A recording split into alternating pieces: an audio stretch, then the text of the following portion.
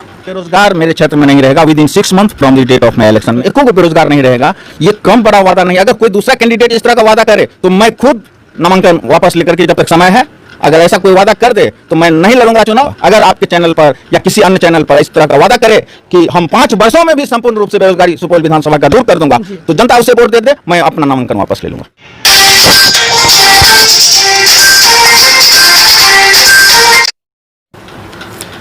अस्सलामुअलैकुम, नमस्कार, आदाब। मैं हूं आपका दोस्त इंजीनियर खुर्शीद आलम और आप देख रहे हैं सेकुलर जनता। दोस्तों, कल से मैं लगातार ये कोशिश कर रहा हूं कि आपको सुपौल विधानसभा से जुड़े हुए जो भी नेता हैं उनका आप तक इंटरव्यू पहुंचाए। इसी कड़ी में आज मैं आपके साथ मिलवाने जा रहा हूं जय हिंद पार्टी के राष्ट्रीय अध्यक्ष जनाब सुरेश कुमार आज़ाद साहब से। सुरेश कुमार आज़ाद साहब, स्वागत है आपका सेकुलर जनता में। स्वागत है आपका और सेकुलर जनता को मेरा धन्यवाद जी। सुरेश जी, पहला सवाल हम आपसे लेना चाहते हैं क्योंकि आज हमको यहाँ आने से पता चला कि नॉमिनेशन करने के लिए जा रहे हैं। नॉमिनेशन किस फॉर्म में कर रहे हैं, क्योंकि कोरोना काल है, ऑनलाइन सुविधा भी है, ऑफलाइन सुविधा भी है, तो आप किस तरह से नॉमिनेशन करेंगे? ऑफलाइन ही करेंगे, लेकिन इस तरह से कर रहे हैं कि एकदम सादगीपूर्ण, किसी प्रकार का कोई ज़्यादा तामझाम नहीं। आगे मैं जानना चाहूँगा, क्योंकि आवाम भी जानना चाहती है कि जय हिंद पार्टी का स्थापना कब हुआ और किसने किया, उनके बाद से आपका क्या कार्यविधि रही है लगातार, इस बारे में बताएं। देखिए, हमारे माननीय राष्ट्रीय अध्यक्ष संस्थापक थे श्री मोहम्मद कमालुद्दीन एडवोकेट साहब। 2001 में हमारी पार्टी का रजिस्ट्रेशन हुआ और उसके बाद बराबर इस पार्टी से कमाल साहब भी लड़ते रहे और 2014 में लोकसभा चुनाव में भी लड़ा, 2015 में विधानसभा चुनाव भी लड़ा और फिर इस बार लड़ने जा रहा हूँ। जी, मुबारक हो, इस बार भी आप लड़े और उम्मीद करते हैं कि रिजल्ट अच्छा रहे, आपके पक्ष में रहे। जहाँ तक मैं जान रहा हूँ कि पिछले बार आपने चुनाव लड़ा था, तीसरे नंबर पे रहा था, 5000 से ज़्यादा मत आपको प्राप्त हुए थे। इस बार आप अपने आप को कहाँ देखते हैं? देखिए, इस बार जनता का जो रिस्पांस मिल रहा है, परिस्थिति मेरे पक्ष में है। मुझे पूर्ण विश्वास है कि सुपौल विधानसभा की जनता मुझे जिताकर विधानसभा में भेजेगी। आपको क्यों लग रहा है कि आप इस बार जीतेंगे? क्या आपने कोई प्लान बनाया है, कोई मिशन है कि किस तरह से आप जो है चुनाव प्रचार करेंगे? क्योंकि कोरोना काल है, ज़्यादा आप तामझाम नहीं कर सकते, बहुत तरह की बातें, कोई भी पब्लिक रैली नहीं कर सकते, इस तरह से, तो आपका क्या प्लान है इसमें? देखिए, हमारे काफ़ी समर्पित कार्यकर्ता है और आज हमको 24-25 वर्ष हो गया है एडवोकेसी में और हमारा जान पहचान, हमारे जो लोग हैं काफ़ी ज़्यादा हैं, ताल्लुकात हमारे, और हमारा छवि भी क्षेत्र में उस तरह का बना हुआ है।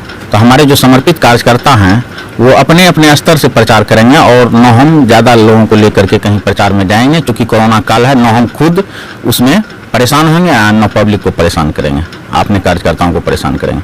क्योंकि ये जो स्थिति है बहुत गंभीर है, इसलिए हम पूरे बिहार में नहीं लड़के मात्र सुपौल की सीट पर लड़ रहा हूँ। पहले तो ऐसा दिख रहा था, खास करके सोशल मीडिया पोस्ट पे, कि आप पूरे 243 विधानसभा क्षेत्र में अपना प्रत्याशी उतारेंगे, लेकिन आपने कब ये फैसला किया कि आप केवल सुपौल विधानसभा चुनाव लड़ेंगे?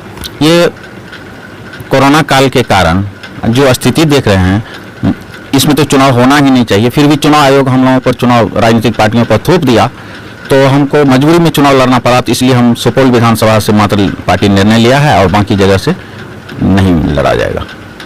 जनाब, मैं जब क्षेत्र में रहता हूँ, लोगों से बात करता हूँ और आपके बारे में जब चर्चा होती है तो लोग बात ये कहा करते हैं कि सुरेश कुमार आज़ाद जी या उनकी पार्टी जय हिंद पार्टी क्यों नहीं गठबंधन करके जनता के बीच आते हैं कि उन्हें और बढ़िया समर्थन मिले और कहीं ना कहीं सुपौल के एक जमीन से जुड़े हुए नेता जीत करके विधानसभा जाए और हमारी आवाज़ बने। इस पर आप क्या कहेंगे? देखिए, हमारी किसी पार्टी से गठबंधन जो है, यहाँ जो राजनीतिक पार्टियाँ हैं बिहार में, वो दिखने के लिए कुछ और है, भीतर से कुछ और है। किसी पार्टी से मेरा तालमेल नहीं बनता है उसके कार्यक्रमों से। अभी आप तक देखे होंगे, हमारी पार्टी 2001 की है रजिस्ट्रेशन, लेकिन आज तक धरना प्रदर्शन जुलूस कभी हमारी पार्टी का देखा है बैनर कहीं मार्केट में? नहीं। कहीं भी हम धरना प्रदर्शन जुलूस में विश्वास नहीं करता हूं। और यहाँ जो विभिन्न तरह की पार्टियां हैं वो दिखावे के लिए धरना प्रदर्शन जुलूस करता है, उससे होने वाला कुछ नहीं है, धरातल पर कुछ नहीं हो पाता है और वो कार्यकर्ता को मार खिलाता है रोड पर उतार करके। मैं इसमें कभी विश्वास नहीं करता हूँ, इसलिए हमको किसी अन्य पार्टियों से, या पप्पू जी की पार्टी हो या कुशवाहा जी की पार्टी हो, हमको तालमेल नहीं खाता है। अच्छा, इस बार जो 2020 में विधानसभा चुनाव होने जा रहा है, इसमें आपको क्या लगता है? एक तरफ यूपीए है महागठबंधन के रूप में, दूसरी तरफ एनडीए है जिसमें से लोजपा अलग छिटकती हुई दिख रही है, उनके बाद तीसरे फ्रंट के रूप में कहीं ना कहीं पप्पू यादव, उधर असदुद्दीन ओवैसी, देवेंद्र यादव और कुशवाहा जी ने अपना गठबंधन करके एक मोर्चा बना रखा है। तो क्या लगता है इस बार, क्योंकि आप पुराने राजनीतिक हैं, लंबे समय से आपका एक्सपीरियंस है, किनका सरकार बनते हुए आपको दिख रहा है? हम देख रहे हैं कि एक किसी विशेष दल का सरकार या किसी गठबंधन की सरकार नहीं बनने जा रही है। इसमें मिलीजुली सरकार बनने का पूर्ण रूप से जनता ने ठान लिया है। जिस तरह से देख रहे हैं कि अब नीतीश कुमार तो 20 से 30 सीट पर सिमट जाएगा और आरजेडी 75 सीटों तक जाते जाते रुक जाएगी। उसके अलावा ये जो बीजेपी है ये 20 से 25 सीट पर जाकर के रुक जाएगी, क्योंकि इतना एंटी इनकम्बेंसी है जिसका कोई बात नहीं कहा जा सकता है। वैसे आप लोगों से कोई छुपा हुआ नहीं है और यहाँ तीसरे मोर्चे की सरकार होगी। मतलब मिलीजुली सरकार बनने जा रहा है, ये आपका मानना है। आप बार बार चुनाव लड़ रहे हैं, क्या कमी दिख रही है वर्तमान जो सुपौल जिला में खास करके जो राजनीतिक हालात है और यहाँ के जो विधायक हैं लगातार 1990 से जीतते आ रहे हैं, उसमें क्या कमी दिख रहा है कि आप बार बार चाहते हैं कि जमीन से जुड़ा हुआ एक नेता हो जो यहाँ का विकास कर सके? क्या देख रहे हैं कमी? देखिए, अभी तक जितने भी जनप्रतिनिधि ये जो 30 साल से रहे हैं विजेंद्र बाबू, तो उससे जनता खुश नहीं है, यहाँ के आम मतदाता खुश नहीं है। लोग चाहते हैं कि हमको एक मिलनसार स्वभाव का एमएलए हो जो हम लोगों का बात, जिसके सामने बैठ करके हम लोग अपना बात रख सकें।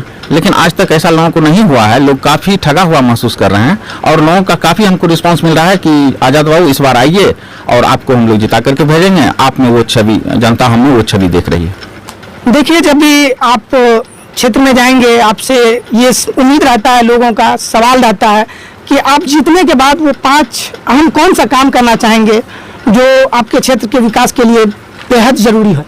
देखिए, मैं भ्रष्टाचार मुक्त प्रशासन दूंगा, ये वादा के साथ कहता हूँ, और अपराध मुक्त समाज का निर्माण करूंगा, भाईचारा का स्थापना करूंगा, उद्योग धंधे सुपौल में लगा करके सुंदर सुपौल बनाऊंगा और यहाँ पर विकास का गंगा बहा दूंगा। अगर मैं ऐसा नहीं कर सका तो आपके चैनल के माध्यम से मैं सुपौल विधानसभा की मतदाताओं को कहना चाहता हूं कि मैं अगले बार फिर नहीं चुनाव लड़ूंगा। अगर एक बार मुझे जिता दिया और मैं 5 वर्षों में आप लोगों के सामने खड़ा नहीं उतरा तो फिर चुनाव नहीं लड़ूंगा, राजनीति से संन्यास ले लूंगा।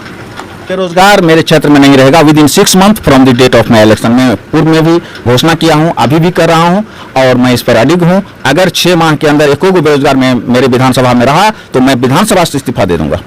जी, इसी बेरोजगारी के मुद्दे पे हमें एक प्रश्न और जहन में आ रहा है कि जो प्रवासी मजदूर अभी बहुत सारे कितनी मुशक्कतें उठा करके अपने घर को लौटे हैं, तो उन बेरोजगारों के लिए क्या आपका मिशन क्या होगा? किस तरह से आप उनको यहाँ पे रोजगार मुहैया कराएंगे? इनके लिए कोई आपका विशेष प्लान, कोई विशेष मिशन? काफी विशेष प्लान है। नहीं तो एक बुद्धिजीवी आदमी इस तरह का वादा करे जनता के सामने, कोई लेमेन नहीं है जो वादा कर रहा है कि within 6 month from the date of my election एको को बेरोजगार नहीं रहेगा। ये कम बड़ा वादा नहीं है। अगर कोई दूसरा कैंडिडेट इस तरह का वादा करे तो मैं खुद नामांकन वापस लेकर के, जब तक समय है, अगर ऐसा कोई वादा कर दे तो मैं नहीं लड़ूंगा चुनाव और 20 या 22 तारीख तक जो नामांकन वापसी का डेट है मैं नामांकन वापस ले लूंगा। अगर आपके चैनल पर या किसी अन्य चैनल पर इस तरह का वादा करे कि हम 5 वर्षों में भी संपूर्ण रूप से बेरोजगारी सुपौल विधानसभा का दूर कर दूंगा तो जनता उसे वोट दे दे, मैं अपना नामांकन वापस ले लूंगा। चलिए, आपने बहुत बहुमूल्य समय दिया। अंत में मैं चाहूंगा कि हमारे व्यूअर्स को आप ये बताएं, कोरोना काल है, बहुत लोग इस बार कम मतदान करेंगे, उनको क्यों मतदान करना जरूरी है? क्योंकि आप पेशे से एडवोकेट हैं, आप इनके अधिकार को अच्छे ढंग से जानते हैं, तो क्या संदेश देना चाहेंगे? देखिए, आज अगर मतदाता अपने अधिकार को नहीं पहचानता है, हम मतदाताओं से आग्रह करूंगा कि वोट की ताकत को पहचाने, अपनी वोट का इस्तेमाल सही ढंग से करें, सही कैंडिडेट को चुने, किसी को पैसे के बहकावे में आकर के या किसी अन्य चीज के प्रलोभन में आकर के वोटिंग नहीं करे और अच्छे कैंडिडेट को चुने, ताकि उनका जो गरीबों का जो हितैषी होगा तो वही उनके गरीबों की सरकार बनेगी और वही उनके लिए सोच सकता है। दोस्तों, ये थे हमारे बीच सुरेश कुमार आजाद साहब, जो जय हिंद पार्टी के राष्ट्रीय अध्यक्ष हैं। बेबाक अंदाज से अपनी बात को रख रहे थे। बेरोजगारी के मुद्दे पर उनका विशेष प्लान है। उनका कहना है कि अगर मैं जीत करके विधानसभा जाता हूं तो मैं ये पूरा कोशिश करूंगा कि सुपौल विधानसभा क्षेत्र से बेरोजगारी को पूरी तरह मिटा दूं। और उन्होंने यह भी वादा नहीं चैलेंज किया कि अगर कोई भी दूसरे उम्मीदवार, कोई भी दूसरा पार्टी कहते हैं कि आने वाले 5 साल में मैं सुपौल से पूरी तरह बेरोजगारी हटा दूंगा, तो वो अपना नामांकन वापस ले लेंगे। दोस्तों, यह इंटरव्यू आपको कैसा लगा आप कमेंट बॉक्स में जरूर बताइए। और हाँ, अगर आपने अभी तक अपना चैनल सेकुलर जनता को सब्सक्राइब नहीं किया तो सब्सक्राइब कर घंटी के बटन को जरूर दबा दीजिएगा। मिलते हैं फिर किसी दूसरे शख्सियत के इंटरव्यू के साथ, दूसरे खबर के साथ। तब तक के लिए दीजिए हमें इजाजत।